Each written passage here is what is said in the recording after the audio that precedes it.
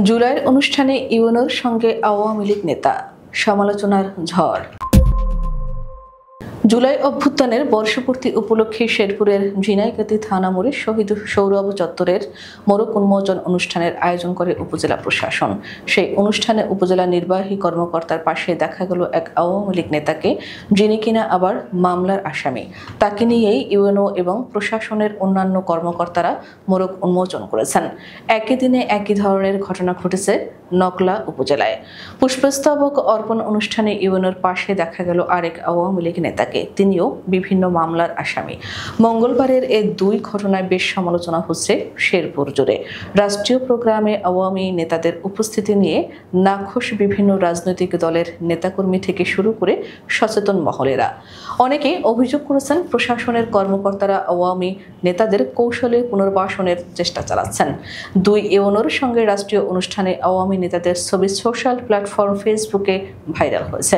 ইউএনওদের সঙ্গে আওয়ামী নেতারা হলেন নকলা উপজেলার ১ নম্বর গণপদ্মে ডিজিটাল ইউনিয়নের আওয়ামী লীগ সভাপতি আলহাজ শামসুর রহমান আবুল এবং ঝিনাইগাতী উপজেলা আওয়ামী লীগের সদস্য সরওয়ার।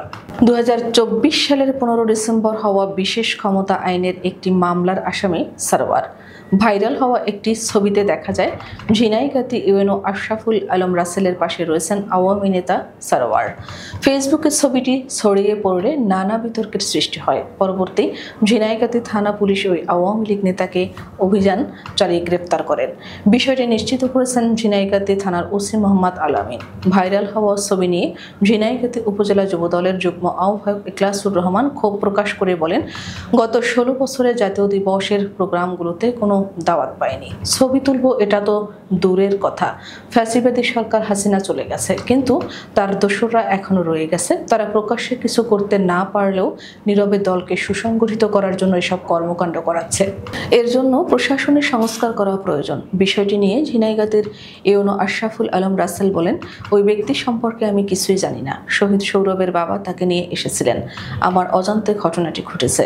এদিকে নকলার বিষয়ে উপজেলা এনসিপি নেতা মাসুম বলেন, বিষয়টি আমি দেখেছি এবং ইউএনওকে তৎক্ষণাৎ ফোনে জিজ্ঞাসা করেছি। তিনি বলেছেন, আমি নতুন অবস্থায় এখানে এসেছি, এ বিষয়ে আমি অবগত ছিলাম না। প্রশাসনে এখনো আওয়ামী দোসররা ঘাপটি মেরে বসে আছে, এটাই তার জলজান্ত প্রমাণ।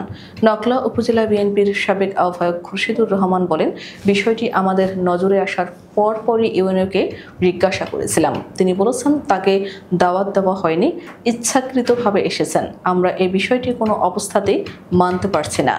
সে একাধিক মামলার আসামি, এমনকি কারাগার থেকে বেশ কিছুদিন আগে বের হয়েছেন। বিষয়টি নিয়ে নকলার ইউএনও মোহাম্মদ জাহাঙ্গীর আলম বলেন, ওই ব্যক্তিকে দাওয়াত দেওয়া হয়নি। কিভাবে ফটো সেশনে অংশ নিল সেটা আমি দেখিনি। অনেক লোকের মধ্যে সেটি দেখারও সুযোগ হয়নি। এ দুই ঘটনার বিষয়ে শেরপুর জেলা প্রশাসক তরফদার মাহমুদুর রহমান বলেন, বিষয়টি আমি শুনেছি। কোনো মামলার আসামি থাকলে তাদের গ্রেফতার করা উচিত।